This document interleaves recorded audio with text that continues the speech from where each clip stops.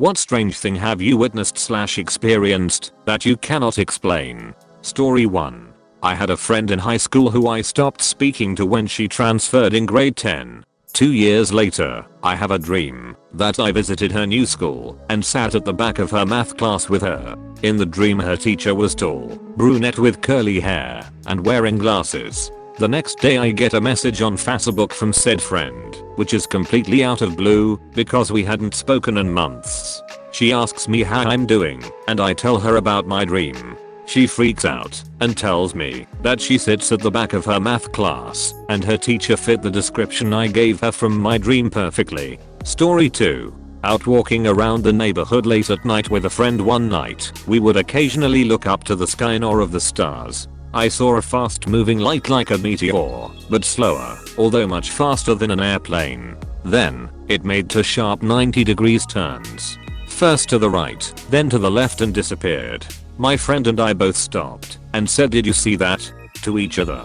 This was in the late 80s, and I can still picture it like it was yesterday. Story 3. Driving from Cancun to Merida at night. About 10 years ago. Middle of the road there's a huge pothole, so I swerved to avoid it. About 200 meters ahead notice a car's got its hazard lights on. It's parked on the side of the road, so I decided to stop and check to see if they needed help. Thought it might have been a flat tire. I parked, approached the car, and as I got closer I saw what appeared to be 2 passengers in the back. There was no one in the driver's seat, and those 2 figures I had seen were mannequins with wigs and faces drawn with a marker or something. Just weird, to me at least. Can't rationalize the whole event. Story 4. A few years ago me and a bunch of friends were on a cabin trip at my friend's parents' cabin. It was in the middle of nowhere and it was late, so the road was pitch black. We were split up into 2 cars and I was driving behind the person who knew where we were going. At some point, my friend just starts speeding up, annoying fast. I start bitching that I'm barely able to keep up. Suddenly, she takes a sharp turn down into a wooded area with only a vague trail. I try to follow, but I'm desperately trying to avoid the massive potholes in my tiny not fit for off-roading car. Meanwhile, the car in front of me is gliding down the path seemingly no problem. I flash my lights for them to slow down, but nothing. I'm pissed at this point, and I'm cursing my friend's name, while my passengers sit in silent terror. We finally make it down to a real road, but my friend's car is nowhere to be seen. It was like it vanished out of thin air. Again, the area is pitch black, so if there was any source light we would be able to see it. We're lost as hell, and try to call, but we don't have a cell signal. We drive for about 10 minutes before we reach them, find them, and are finally guided to the cabin. I mentioned to my friend about how annoyed I am that she took a dangerous off-road path without warning us and then just disappeared. She then gets a really weird look on her face and says, "What are you talking about? You guys were right behind me and then suddenly you just turned off into the woods. We had no idea where you went. We were really worried." Apparently, she had been on the road the whole time. No one knows who the truck was, where they came from, or where they went. Everyone in both cars never saw a car pull out between us or saw us get broken up. The 3 people in my car are confident that the truck we saw lead us down the woods was my friend's car. Everyone else in the other car assured us they were on the road the whole time. To this day, none of us know where that car came from or how they snuck in between 2 cars without 6 people realizing it. Story 5. I was at a bar with, and I was talking to some dude I just met, and a girl came over and started chatting us up. Mid-conversation out of nowhere she puts her hand on her head and says to the other guy, "You are from Brownsville." I don't remember the city name, but it is a small town of like 500 people. The dude looked completely dumbfounded and replied that indeed he was from that city. She said that is weird, because once every 2 or 3 years she has these crazy flashes of information about people she is talking to, but don't know them personally. It was really weird and the guy was blown away, and I was kind of in awe. I don't believe in real psychic abilities or anything, but this tested me. Also it could have just been fake and she really knew he was from there, but crazy experience anyway. Story 6. When I was about 12 I was playing outside on a really windy day and a blue flying thing the size of a water bottle zoomed into my yard and got caught in some spider web in a bush. Its wings were clear, so it wasn't a bird, but the thing was huge and weird, if it was a bug, and freaking the duck out tangled in the web and branches. It was thrashing so fast I couldn't get a good look at it, and I just kept staring at it in disbelief, cause I couldn't stop thinking that's a ducking fairy. I go over and try to detach it from the web and it breaks free. At the speed of duck you, it was gone again. Story 7. I was sitting in my college dorm room once when the temperature suddenly started dropping like crazy. I turned the heat up as high as it would go, but it just kept getting colder. I took out my winter clothes and started putting them on. This was like in late September/early October in New York, so it wasn't cold outside at all. I was just about to go ask for maintenance when my roommate got back from hockey practice and asked why there were so many police cars and ambulances outside. I had no idea. Later that night, we were informed a girl who lived in the dorms had died. Everyone who I've told about this says that I felt her death. I was in that same room for 3 years and that was the only time I ever had problems with the temperature. Story 8. A few years ago, shortly after adopting my dog, my then GF and I were getting ready to go out for food, or whatever it was. Right as we are getting ready to go out the door, our dog starts freaking out. He's losing his mind, whining, jumping at us, biting at our arms, and trying to pull us to the living room. We take a few extra seconds, calm him down, say goodbye and head out. We had a train to catch. Took all of 30 to 60 seconds. As we were approaching the bus stop, about 30 seconds away from the stop, a BMW comes barreling around the corner and jumps the curb exactly where we would have been standing. Had we left when we originally wanted, we would have been standing there. We never would have seen it coming. To this day I'm convinced my dog knew, and he delayed us for that reason. He's never had an outburst like that since. Story 9. Years ago my dad's uncle passed away. Years before that, said uncle got my parents a fancy bottle of tequila from Mexico, and it's been on the front room display shelf with a bunch of other dust covered sculptures and glasswork for at least 12 years. It's out of reach and under shade. No one in my immediate family drinks. On the day of his passing, I'm in the front room reading, and my dad's doing his taxes. We get a phone call with the bad news. My dad continues his taxes while letting me know his uncle passed in a few short words. Not 30 seconds later, and the tequila bottle his uncle got my parents starts playing music. This is odd to me because I thought it was just a bottle, so I ask, do we have a music box? My dad continues his taxes and tells me the bottle has a music box built in, and that was the only reason he kept it. I clarify, did you wind it recently?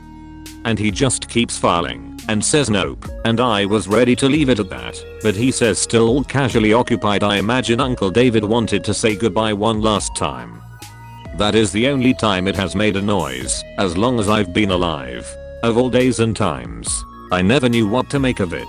It just made me uncomfortable. Story 10. I came out of a store one day and turned the corner to see a crow trying to read a paperback novel on a park bench. He was perched on the bench, turning pages with his beak. When he noticed me staring, he hopped away, like I caught him red-handed, and took flight a moment later. Ended up getting a tattoo of a crow reading a book, because the incident left such an impression on me. No one really seems to believe me, but dude, corvids are ducking smart. I figure it was either imitating a person, or trying to harvest the pages for a nest, but either way, strange experience. Story 11. In the summer I sometimes volunteer as a cabin leader at a summer camp for youth, some of whom are troubled. Last summer we had a kid who got random fits of rage and he would take it out on anything he could. We later found out he had hid his meds from the staff nurse because he came on a bus without any guardians. Obviously this withdrawal had major side effects. His fits started to get more and more extreme, and one day during the daily nap time he erupted at full force and started breaking everything he could and ran out of the cabin, and I was sadly the only person there at the time due to a staff meeting that was occurring.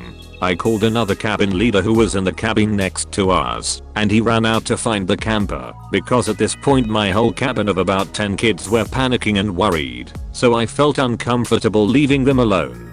During and after the fit, a few of my heavier sleepers stayed asleep, and about 5 minutes later one of them woke up crying and screaming. Most young boys have a sort of pride issue with crying in front of other boys their age, so he asked if he could talk to me along on the cabin's porch. I agreed and walked him out, telling the other campers to try to go back to sleep.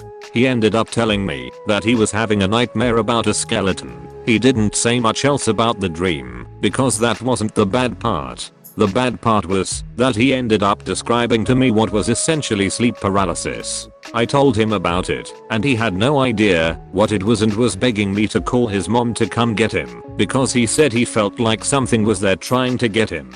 I ended up researching sleep paralysis with him and showed him everything I could to assure him that nothing was out to get him and explained the science behind it.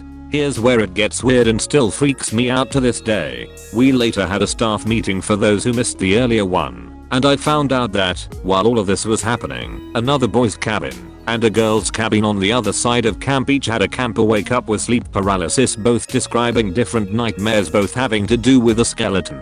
I also later had found out that the cabin leader who had went looking for our "runaway camper" had found him in a grove of trees talking what he called gibberish, and he was hitting a stick against a tree.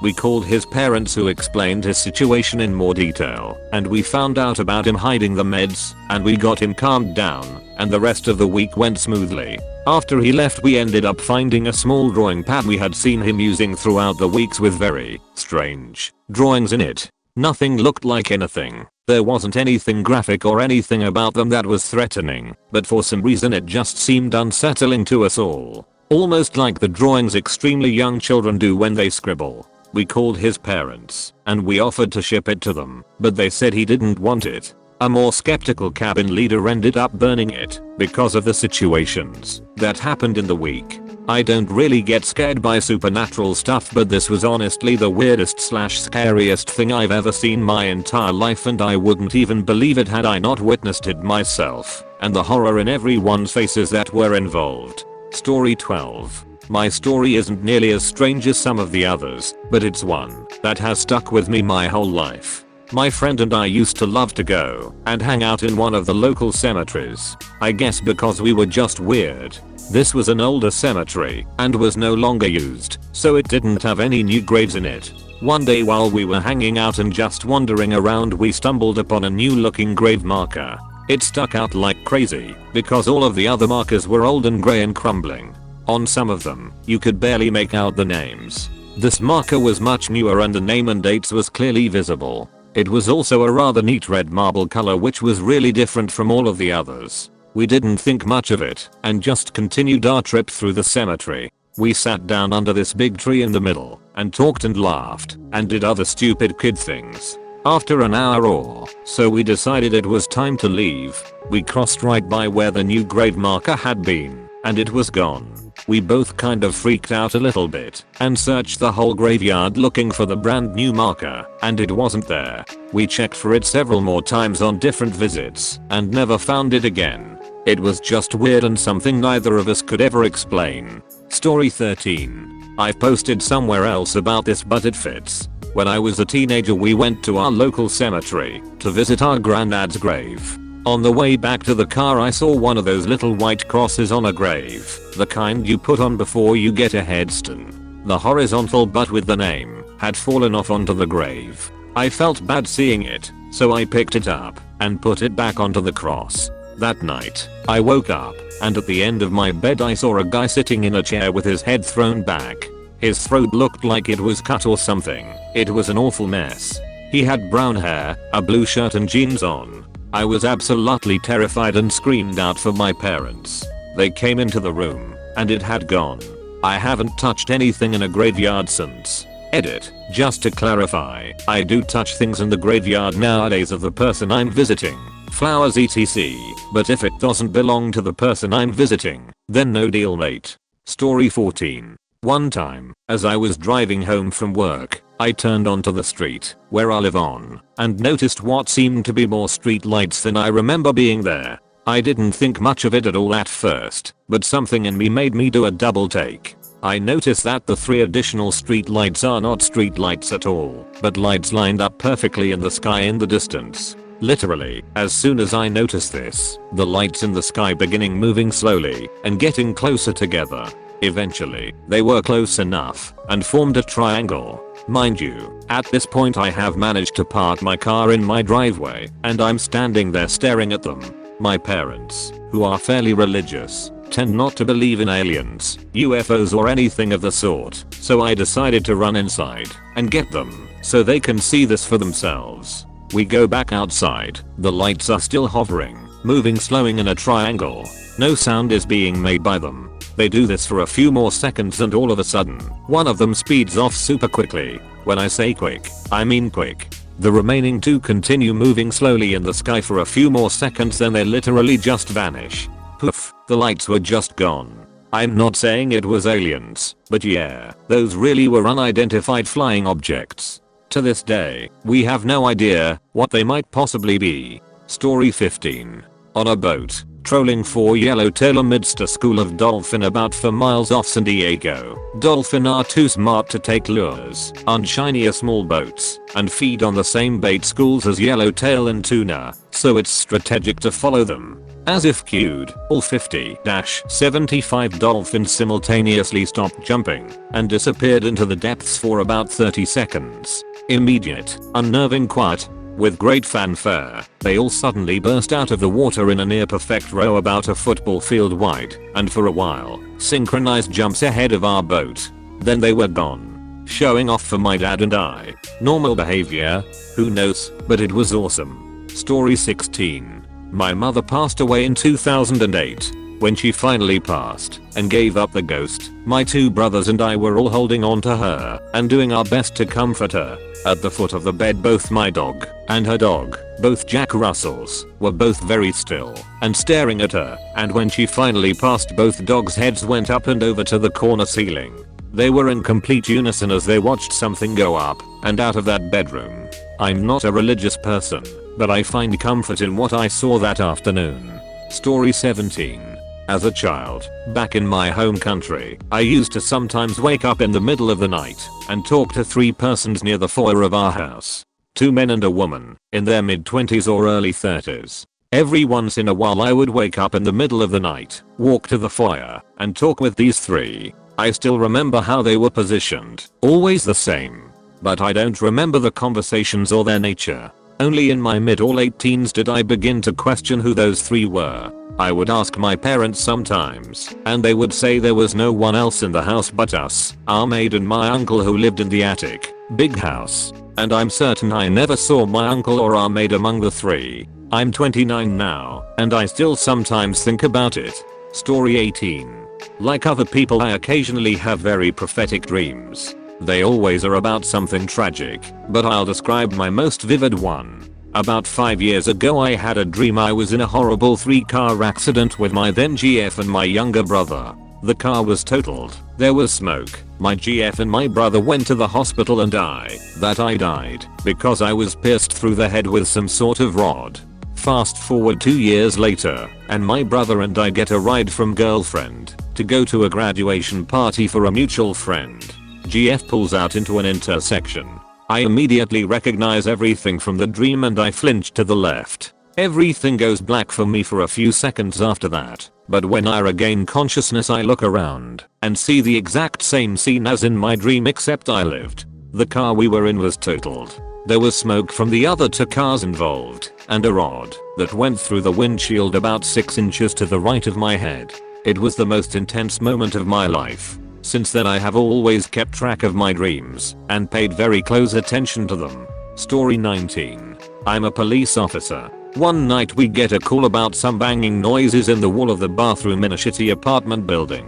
The banging has been going on for a few hours and it's reported to sound like someone banging on the other side of the wall. The people who live in this unit are a husband and wife and their young son, maybe 10 years old or so. A couple of us attend this call, and when we get there, we hear the banging. It's not continuous, but it happens in 4 or 5s, every few minutes or so. It sounded like how it was reported, like someone banging their fist against the wall. It's extremely loud and forceful. I can't remember for sure, but I think it made the mirror in the bathroom fall off. It was definitely making the items on the bathroom shelf shake. We go out and knock on the door of the apartment next door, next to where the bathroom would be. Dude answers and lets us in. Can hear the banging still, but not nearly as loud. It's clearly nobody in that unit banging on the wall. We can't figure it out. We entertained thoughts of an animal or something being stuck in the wall, but then how did it get there?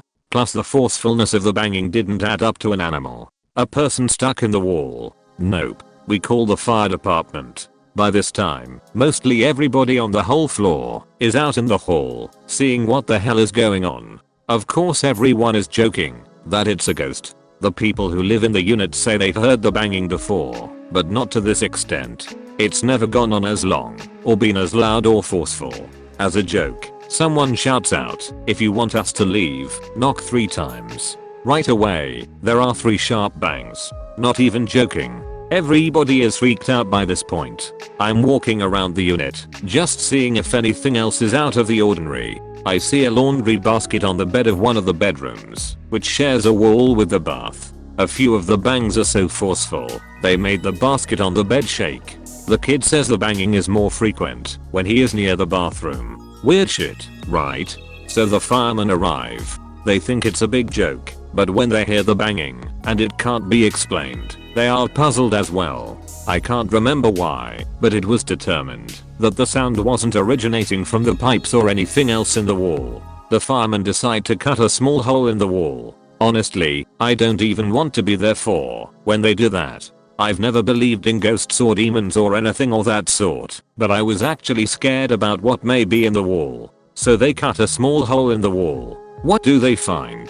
Absolutely nothing. Nothing is in there. It's hollow. They shined a light in there and tried to shove their phone in there to take photos, but nothing was seen. The only weird thing was that when they used a heat sensor, one part of the wall was hotter than the rest. The banging basically died down at this point. We told the occupants to call us if it started up again, but it never did, or at least they never called us again. On a follow-up a few days later, they said they called a medium or someone of that sort, and while they were doing their thing, the banging happened again, very intensely, but just for a few minutes. Last I heard the occupants moved out, and we haven't heard anything since. I have no good explanation for this, and neither does anyone else. Maybe it's not ghosts, I don't know, but I'm of the opinion it's something supernatural, and this is what made me a believer. Story 20. When I was about 10 years old, we lived at my grandparents' house for about a year. My grandpa uses hearing aids and usually has the TV volume really loud, and his favorite things to watch are westerns.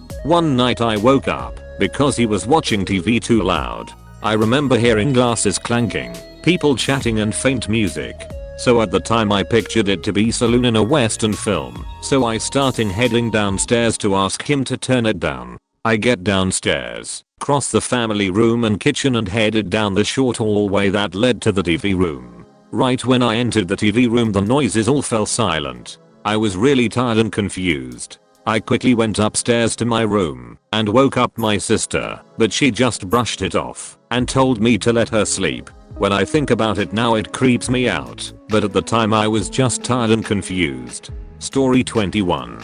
I had a dream when I was a teenager. We lived on the hillside overlooking the city. I was standing on our terrace just watching the world die. Water covered most of the city. What wasn't drowned was burning. Pillars of smoke covered the horizon. But oddly enough, it was serene. You couldn't hear screaming or chos, just tinder snapping like a campfire along the shore. It smelled like the sea too. Then I looked to my right, and there was my dad. To his right was my paternal grandmother. They both just smiled a sad smile, which made me realize that I couldn't move. We were stuck standing in mud. I woke up after that. After breakfast, I didn't say anything until my dad and I were the only ones left at the table. I asked him if he had a dream last night. He described the exact same thing, and he said he saw me too. Later on that day, my dad, who had checked in with my grandmother, said that she had the exact same dream. Story 22. When my wife was working late one night, I heard breathing in the house, like a dog had somehow gotten in. I couldn't place where it was coming from, so I slowly went through the house looking everywhere. I checked our children's bedrooms and turned up nothing, but I was freaked out enough that I stayed up until my wife came home. Over the next couple of weeks, we both experienced this breathing that we referred to as the breathing man. She heard it in the lunch room while I was sleeping. I heard it other times when I was on my own. But it never happened when we were awake in the house together. One night she's out working again and I'm about to go to sleep when I hear this breathing. So I sit up on the edge of the bed and say something to the effect of, "Look, I don't know what you want or why you're here, but whatever it is, get on with it. Just get on with it and get it over and done with and duck off. And whatever it is, do it to me. Leave the kids out of this and do whatever it is you want to me and do it now. Hurry up and get the duck on with it, and if you're not going to do anything then just duck off entirely." And basically continued in that vein for 5, 10, 15 minutes. I'm not really sure. I waited and nothing happened. We never heard from the breathing man again after that night. Story 23. I know this sounds like total BS, but I cannot express how real this was. I consider myself a honest person and integrity is a value I take very seriously. I simply cannot explain this. In 2005 I was around 11 or 12. My family had just left church sometime between 12 o'clock and 12:30, and we are on our way home. We were driving down the road approximately a mile away from the house, and I'm in the backseat listening to music. One of the houses we were passing by has a fairly large yard, the majority of it being clear of any trees or plants. As we continue down the road, I'm looking out the window at houses and everything, not really paying attention to anything. I start looking ahead of the vehicle and where we are driving, and I notice an old lady in a white nightgown just standing on the side of the road, in that yard, facing us. I immediately think that something is off about this considering there is no one else around, and she was literally standing on the side of the road just barely out of the way of traffic. So I watch her for a total of about 7 seconds. I keep my eyes on her as we start getting closer, and I start seeing details of the gown she's wearing. Blue floral patterns with some lace around the shoulders. The reason I remember this so well will be clear soon. She has short and curly white hair, and her eyes appeared to be almost completely black. Either her actual eyeballs were completely black, or the entire area surrounding her eyes were black. This detail is the only thing I can't recall perfectly. The thing that stuck out to me the most about this woman was the fact that she was my grandmother. Every detail described her, the gown she always wore, her hair, her frailness. I sat staring at her and completely turned around in my seat as we passed. She turned to look at me as well. I did not say a single word to anyone for the next few minutes that it took to get to the house. As soon as we parked in the garage, got out of the vehicle, and began walking into the house, my phone rang. Typing this for the first time is not a sensational feeling. My dad, parents divorced and I lived with my mom at the time, was calling to let me know that my grandma passed away at around 10:30 that morning. I did not know of her passing prior to that phone call. The craziest thing about this is that, even though I had a very close relationship to my grandma and saw her frequently, I felt completely at peace with the fact that she was gone. She was suffering from leukemia for some time, and I felt as though that pain had stopped. Me at 11 years old had to console my sobbing dad and tell him that everything was alright. Freaks me out every time I think about it. Thanks for watching. Subscribe for more daily videos.